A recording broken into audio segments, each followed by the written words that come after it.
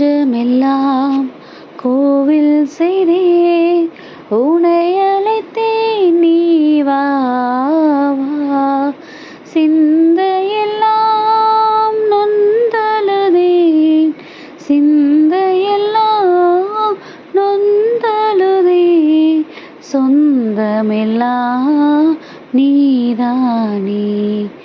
நெஞ்சமெல்லாம் கோவில் செய்தேன் உனை அழைத்தேன் நீ வா வா.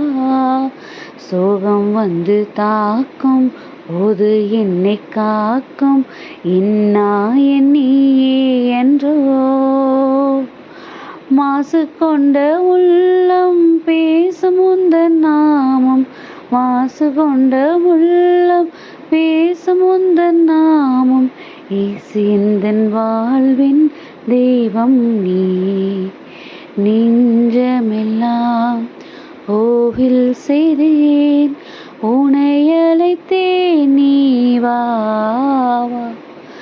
சிந்தையெல்லாம் நொந்தழுதேன் சிந்தையெல்லாம் நொந்தழுதேன் சொந்தமெல்லாம் நீதானே. நெஞ்சமெல்லாம் கோவில் செய்தேன் உனை அழைத்தேன் நீ வா வா. ஹாய் குட்டீஸ், எல்லோரும் எப்படி இருக்கிறீங்க? நல்லா இருக்கீங்களா? ஹாப்பியாக இருக்கீங்களா குட்டீஸ்? எல்லோரும் ரொம்ப ரொம்ப ரொம்ப முக்கியமான ஒரு இதில் இருந்துகிட்ருக்கோம், அப்படி தானே குட்டீஸ்? நமக்கு சாம்பல் புதனில் ஆரம்பித்து இந்த நொடி பொழுது வரையிலும் ஒவ்வொரு நாளும் கடவுள் புதிய புதிய விதத்தில் நம்ம அந்த நாளை சந்திக்கிறதுக்கு நமக்கு என்ன பண்ணியிருக்கிறாங்க, நமக்கு கிருபை கொடுத்துருக்குறாங்க, நம்மளை பாதுகாத்து வழிநடத்தி வந்துட்டுருக்குறாங்க.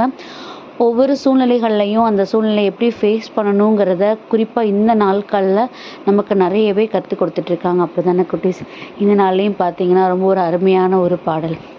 என்னோடய இருதயத்துக்குள்ளே நீங்கள் வர்றதுக்கு என்னோடய இருதயத்தை நான் என்ன பண்ணுறேன், எந்த ஒரு மாசும் இல்லாமல் எந்த ஒரு ஒரு அழுக்கும் இல்லாமல் நீங்கள் வந்து குடியிருக்கிறதுக்கான ஒரு தகுந்த ஒரு இடமாக நான் உருவாக்கி வச்சுருக்கிறேன்னு சொல்கிற ஒரு அருமையான ஒரு பாடல், அப்படி தானே குட்டீஸ்? கண்டிப்பாக அவர் நம்மளோட இருதயத்தில் இருக்கும்போது நமக்கு எதுக்கு இருக்கிற சூழ்நிலை எவ்வளோ பெரிய சூழ்நிலையாக இருந்தால் கூட, எவ்வளோ போராட்டமான சூழ்நிலையாக இருந்தாலும் கூட அதனை எப்படி ஹேண்டில் பண்ணணுங்கிற விஷயத்தை ஏசப்பா நமக்கு கற்றுக் கொடுப்பாங்க. ஸோ அவர் நமக்கு கொடுக்குற அந்த அடைக்கலம் இருக்குது பார்த்தீங்களா, அந்த அடைக்கலம் இந்த உலகத்தில் நம்ம எங்கே தேடி ஓடி அலைஞ்சா கூட நமக்கு கண்டிப்பாக கிடைக்க போகிறது கிடையாது. ஆனால் அந்த உண்மையை நம்ம புரிஞ்சுக்கிடணும் குட்டீஸ்.